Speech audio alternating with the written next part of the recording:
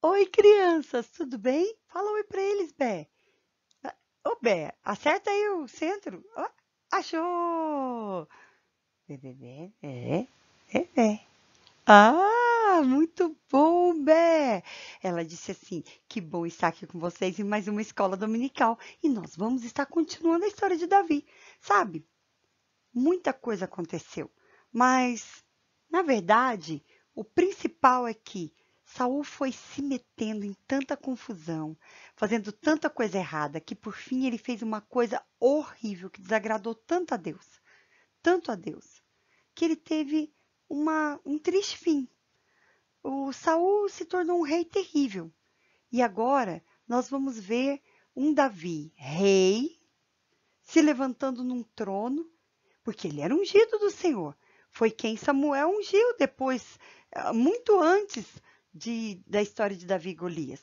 E agora que ele era um rei sobre Israel, ele lembrou de uma coisa que aconteceu no passado. Será que você se lembra? Vamos recordar?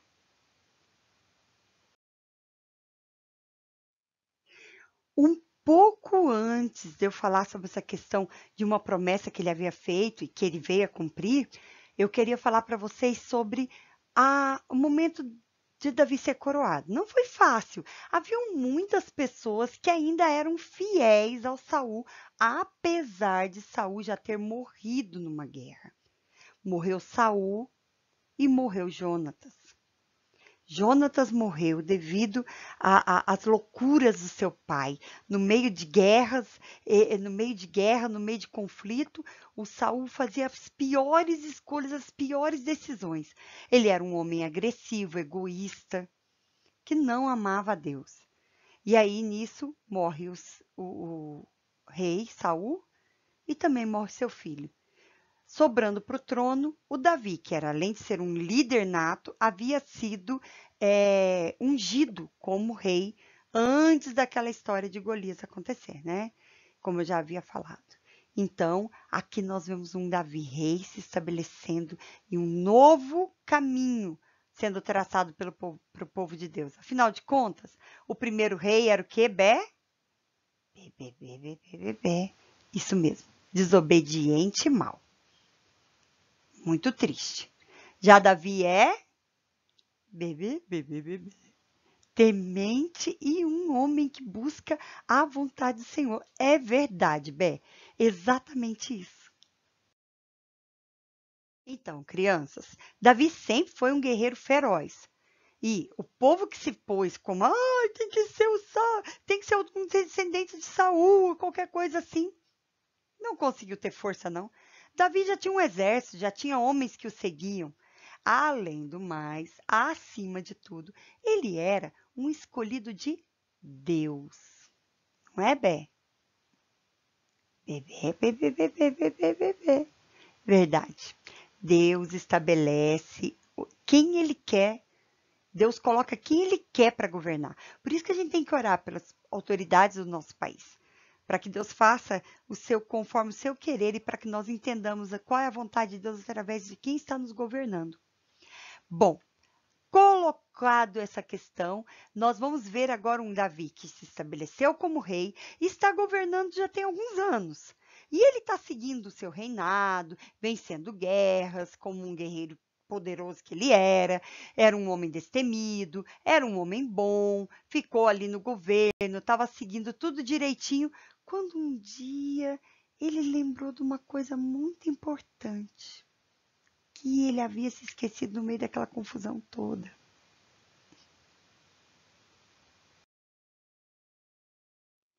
Ele se lembrou de Jonatas. Se lembrou da promessa que haviam feito um para o outro, de cuidarem das suas famílias caso alguma coisa lhes acontecesse. E acabou acontecendo com Jonatas. Onde estavam os filhos de Jonatas?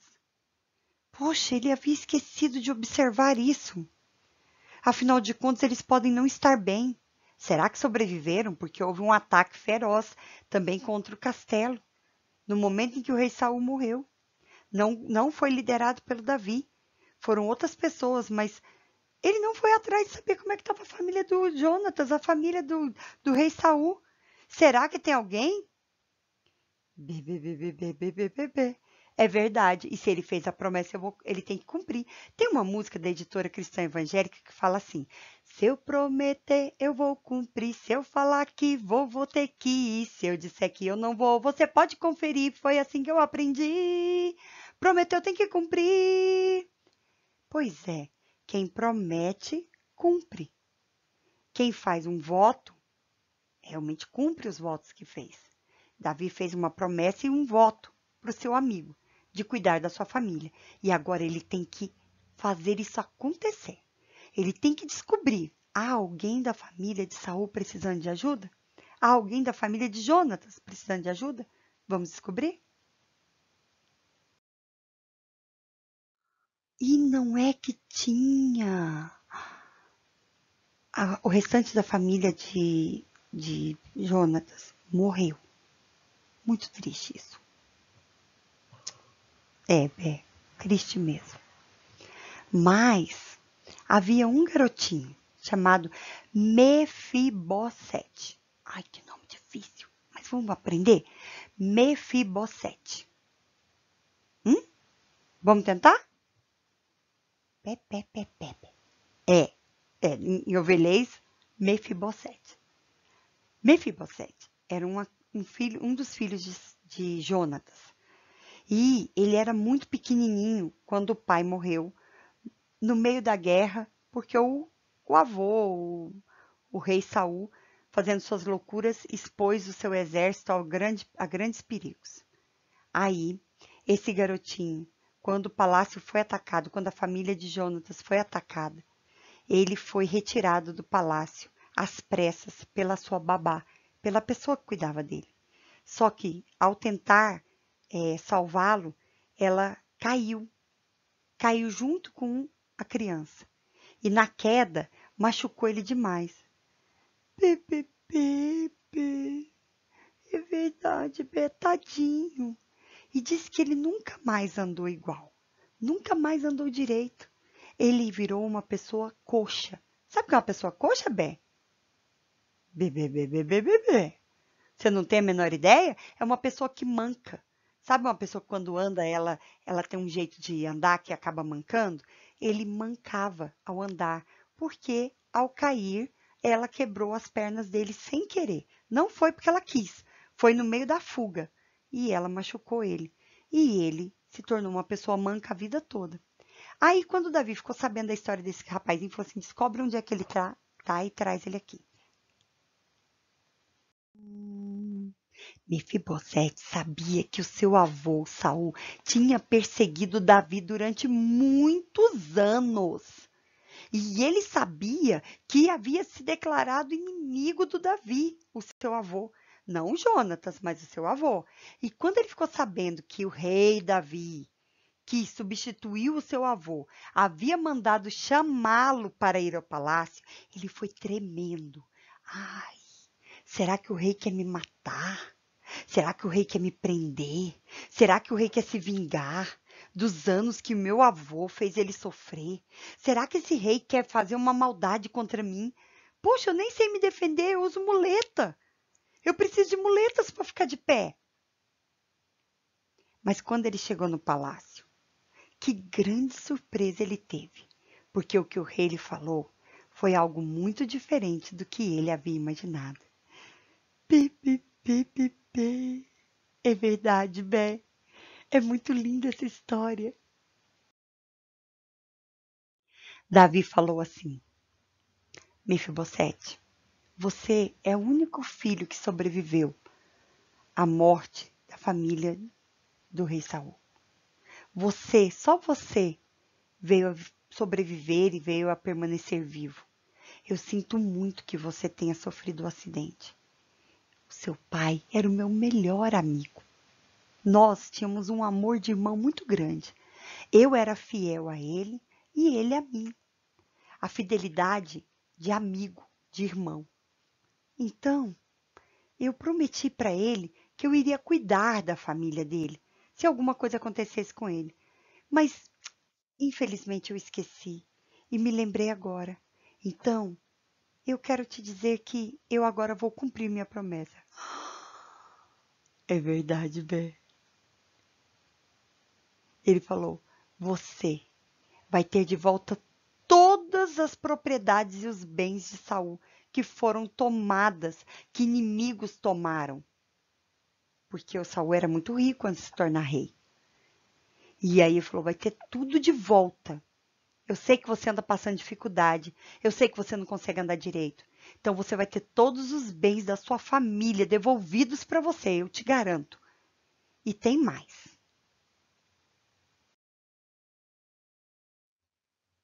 Mesmo tendo todos os bens do seu pai, do seu avô de volta, você vai morar comigo no palácio. Vai comer à mesa comigo. Vai ser meu amigo como seu pai foi meu amigo. Eu quero cuidar de você. O Mefibosete ficou tão feliz. Eu vou cantar de novo aquela música. Se eu prometer, eu vou cumprir. Se eu falar que vou ter que ir. Se eu disser que eu não vou, você pode conferir. Foi assim que eu aprendi. Prometeu, tem que cumprir. Ele prometeu e ele cumpriu. Ele foi fiel. A nossa tarefa dessa semana, já vou falar da tarefa, tá, crianças? Fala sobre fidelidade. Mas, porque nós estamos agora no 7º mandamento. Mas essa fidelidade não é de um amigo para com o outro, é diferente da do Jonatas com Davi. É a fidelidade do esposo para com a esposa e da esposa para com o esposo.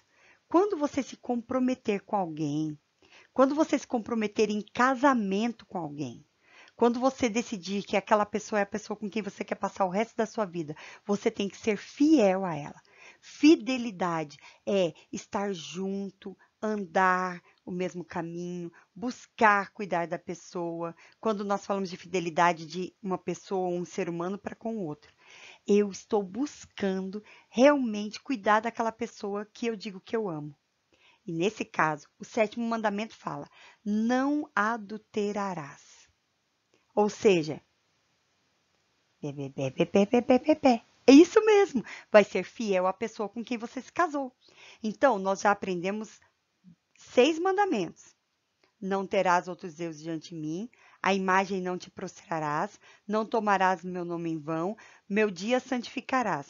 Honra teu pai e tua mãe. Depois o 6º mandamento. Não matarás nem odiarás, também não adulterarás. Ou seja, você vai ser fiel à pessoa a quem você jurou fidelidade no dia do casamento.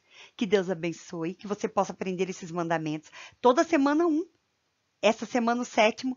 E nós vamos prosseguir até o 10º. E depois nós vamos fazer uma conferência no Meet para saber se todo mundo sabe, tá bom? Então aprenda, cresça o crescimento que vem do Senhor. E vamos aprender mais sobre fidelidade. Tanto a fidelidade do esposo para com a esposa, da esposa para com o esposo, como a fidelidade ao amigo e aos irmãos que nós temos. Que Deus abençoe cada um. Um beijo no coração e até a próxima aula. Tchau, diz tchau, Bé. Bé, bé, bé. Isso, Bé. Até a próxima semana. Tchau.